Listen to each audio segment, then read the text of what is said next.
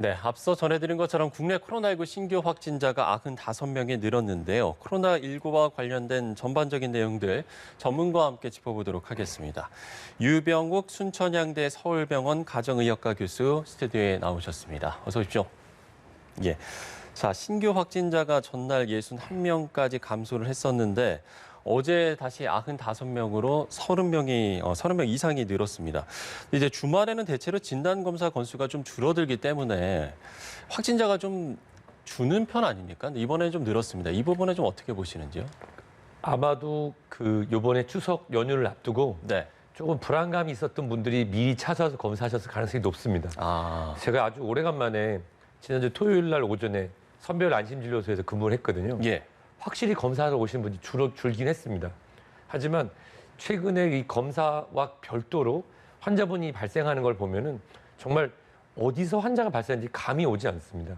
예전에 이태원에서 환자분이 발생했을 그 당시에는 네. 대략적으로 이 정도의 장소에 방문하셨고 이 정도 위험시설에 방문하셨던 분이면은 어느 정도 양성이 나올 거라고 예측이 가능하면 거의 양성이 나왔었거든요. 예. 근데 최근에는 이러한 사례도 있습니다. 그냥 남들 가는데 검사하라고 왔는데 양성이 나오는 경우도 있고 그러니까 전혀 상관없이. 그래서 최근에 나오는 이 숫자가 3자리다 2자리다 하는 게 큰 의미가 없고요. 이제 월요일 같은 경우, 이제 내일 같은 경우는 오늘 검사하는 곳이 많지가 않아져서 확실히 검사를 주니까 또 내일은 또 확 주는 것처럼 보일 텐데 저는 그래서 굉장히 불안합니다. 이러한 것들이 지난주 월요일에도 숫자가 확 줄어든 것처럼 보였거든요. 그러고 나서 화, 수, 목 올라갔다가 또 갑자기 금요일 날 쑥 줄어드는 것처럼 보이는데 61명으로 줄었죠. 사실 이 숫자가 주는 의미보다 지금 우리가 감염 경로를 알 수 없는 곳에서 환자분들이 확진되는 게 여전히 20%가 넘기 때문에 정말 어느 장소에서 환자가 발생하고 또 이 코로나19의 재감염 지수가 여전히 2.5 전후로 유지가 되고 있는 이런 상황이라고 하면은 다시 8월 15일 전후 또는 5월 초 연휴 전후처럼 좀 긴 연휴 후에 재확산되기 직전에 폭풍전의 고요라고 느껴질 정도로 좀 불안감은 있습니다. 예. 지금 보면 이제 수도권을 중심으로 확진자 발생이 지속되고 있는 상황인데 앞서 이제 말씀을 해주셨습니다만 감염 경로를 알 수 없는 확진자 비율이 계속 20%대를 지금 유지하고 있거든요. 이 부분이 좀 가장 우려스러운 부분인 것 같아요. 그렇습니다.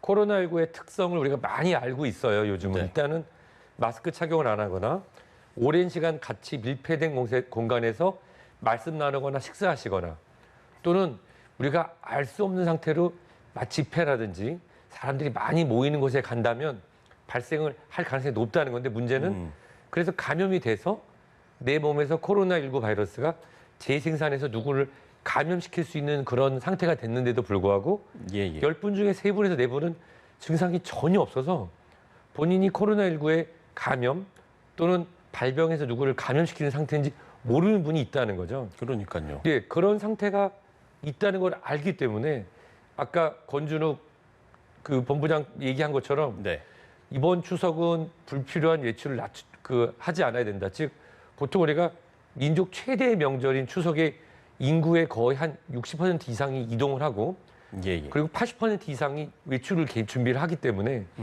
그러면 거의 모두가 움직이는 거거든요. 작년을 기준으로 한다면.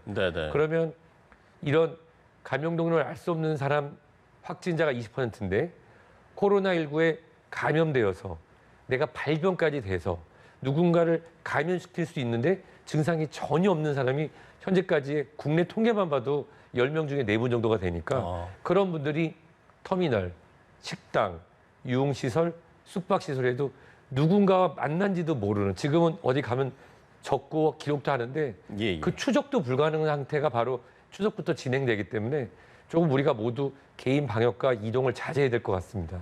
이제 내일부터 정부가 2주간을 추석 특별 방역 기간으로 정했습니다. 여기 내용을 보면 일단 전반적으로 거리 두기 2단계를 유지하면서 공공시설의 운영은 일부 풀어주고 다중 이용 시설에 대한 방역 수위를 높인 게 이제 특징인데 이 정도면 좀 괜찮다라고 보시는지요?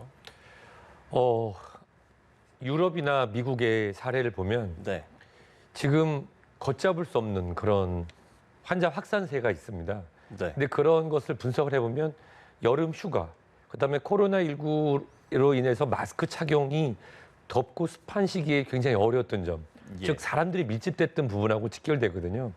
사실 지금 정부에서는 이 민족의 대이동, 민족 최대의 명절에 대한 국민 정서, 그리고 경제의 하반기에 대한 그 경제 지표에 대한 그런 걱정들 때문에 예. 조금 풀어줄 수밖에 없는 그런 상황이라고 생각이 됩니다. 사실 보면은 메시지가 모호한 부분이 있거든요. 정확하게 수도권은 2.5단계, 2단계를 유지한다. 또 아니고 또 얘기를 들어보면 수도권을 제외한 곳에서는 환자가 거의 발생하지 않으니까 예. 그럼 1단계인가? 라고 모호해서 어떤 전문가분들은 이게 1.5단계냐 이런 말씀을 주신 경우도 있어요. 근데 요점은 그겁니다. 기존의 고위험 시설에 대해서는 지속적으로 우리가 관리가 필요한 시점이고 다만 관리가 가능한 공립시설, 즉 박물관이라든지 본인이 어디 방문하고 체온을 잰다든지 방역이 가능한 곳만 일부 열겠다라고 예. 하면서 조금 하반기에 자신감을 보이는 부분이거든요. 이런 부분은 어떻게 보면 이번 추석 때가 새로운 방역의 시험대가 되는 거지 이걸로 충분하다고 말씀드리기는 어려울 것 같습니다. 예. 앞서 이제 모두 발언도 들어왔습니다만 정세균 국무총리가 이제 오늘 대국민 담화에도 나서는데 여기에서 이제 방역 협조와 함께 일부 보수단체가 예고한 대규모 집회 자제를 이제 당부할 것으로 보이는데 지금 뭐 일부 보수단체가 집회 자유를 거론하면서 집회를 좀 강행하겠다는 입장이지 않습니까? 이게 코로나에도 재확산에 좀 우려가 좀 나오거든요. 우선은 날씨가 변수가 될 수 있는데요. 네. 정말로 날씨가 정말 춥고 추워지면 사람들이 밀집되고 실내로 들어가기가 쉽습니다. 예. 보통 우리가 집회라고 하면은 넓고 바람이 통하는 공간에서 본인의 뜻을 자유를 이야기하는 거라 생각할 수 있지만 예. 문제는 준비하는 과정에서 사람이 모이는 거, 끝나고 나서 개별적으로 식사를 하거나 차를 마시거나 모이는 거, 즉 밀접되고 밀집되고 그리고 환기가 안 되는 공간에서 그리고 음료나 다과를 하면서 마스크를 벗는다. 최근에 어떤 지역의 방문 판매에서 한 분만 마스크를 착용하고 다과를 안 한 분만 양성 판정을 안 받고 나머지가 모두 양성 판정이 나왔던 적이 있었습니다. 네. 그것처럼 우리가 생각할 때 그냥 사람들이 그냥 건강에서 모여서 얘기를 하고 뜻을 얘기하는 게 문제가 되는 건 없다라고 하지만 문제는 그 중에 일부 방역 조칙이 지켜지지 않고 전후 또는 집회 중에 밀집된 공간, 네. 마스크가 착용되지 않고 다가와 음료를 나누고 이런 공간에서 감염될 가능성은 충분히 있습니다. 또 날씨가 추워지면 더 밀집되고 실내로 들어가겠죠. 예. 그런데 차량 같은 경우는 이제 차 안에만 있으니까 괜찮을 거다 하지만 도심의 교통이 마비되거나 다른 사람들의 그런 의지가 자유가 또 제한되는 부분도 있습니다. 만약에 진행을 해야 된다면 우리가 다중이용시설을 이용할 때 예. 모두가 다 본인의 그런 보통 요즘은 QR코드라든지 간편하게 인증을 통해서 집회에 참여했다는 걸 모두 다 얘기할 수 있지 않습니까? 그런 본인이 그런 자유를 얘기한다고 싶다면은 자유와 더불어서 공공의 안녕과 건강을 지킬 수 있도록 그렇게 모두 다 등록을 하고 떳떳하게 진행을 한다면 가능할 거로 생각을 하는데 문제는 그 이후에 본인들이 본인의 방역에 대한 책임을 질 수 있도록 예. 사후에 즉 집회 이후에 모임 등을 엄격히 제한을 한다면 모를까 그렇게 진행하기 굉장히 어려울 거로 생각됩니다. 예. 글쎄 이제 이번 추석은 좀 어떤 모습일까 좀 궁금하기도 한데 우리가 이제 흔히 생각하는 추석 같은 경우는 가족과 이제 친척들이 모여서 오순도순 모여서 뭐 음식도 같이 나누고 이야기도 나누고 이런 모습을 상상하게 되는데 이번 추석은 좀 그런 풍경이 조금 바뀔 것 같다라는 좀 생각도 듭니다. 우리가 그러면 여기에서 이번 추석 때 가장 좀 중요하게 생각해야 될 건 어떤 거를 좀 될 수 있겠습니까? 저는 약간 인문학적으로 접근하고 분석을 해봤는데요. 네. 전통적 사회적 가치의 추석은 이미 10여 년 동안 계속 해체되고 있었습니다. 예전에 하면 고속도로가 막히고 사람이 밀리고 서울이나 큰 도심이 비고 그랬었는데 네. 벌써 몇 년 전부터 그렇지 않았거든요. 대부분 인천공항에 있었죠. 다 해외로 나가는 모습. 네. 그리고 실제 가족 방문은 하루 내외였습니다. 그리고 그 전후를 미리 성묘나 아니면 이제 벌초를 하는.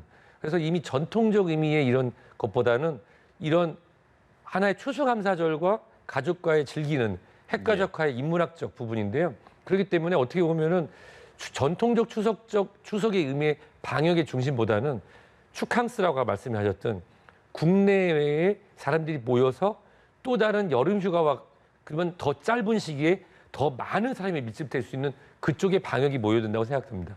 실질적으로 이제 분석을 해봐야 되겠지만 예, 예. 그 언론 조사에 따르면은 실제로 가족을 방문하는 것은 많이 줄고 네. 머무는 기간은 1.3일 정도밖에 되지 않습니다.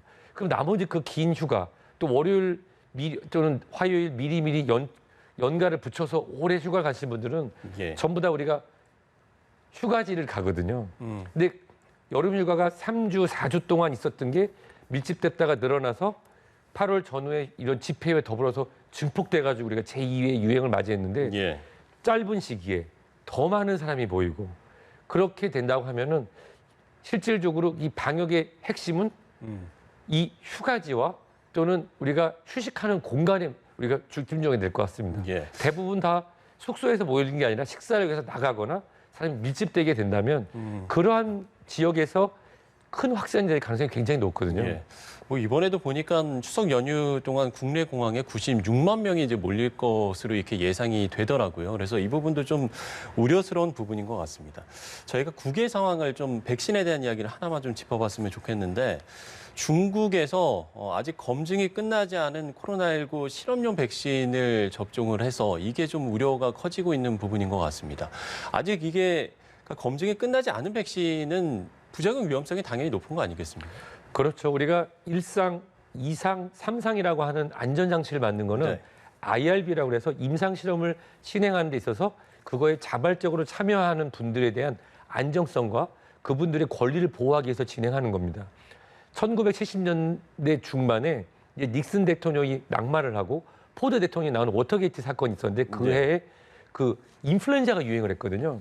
그때 임상실험이 진행 중이던 인플루엔자 예방접종을 국민들 정서를 위해서 집중적으로 이제 풀어서 진행을 했는데 예측치 못했던 부작용이 발생을 했던 적이 있었습니다. 그 이후로 지속적으로 이런 임상실험에 자발적으로 참여하는 사람들에 대한 권리와 안정성을 위해서 진행하는데요.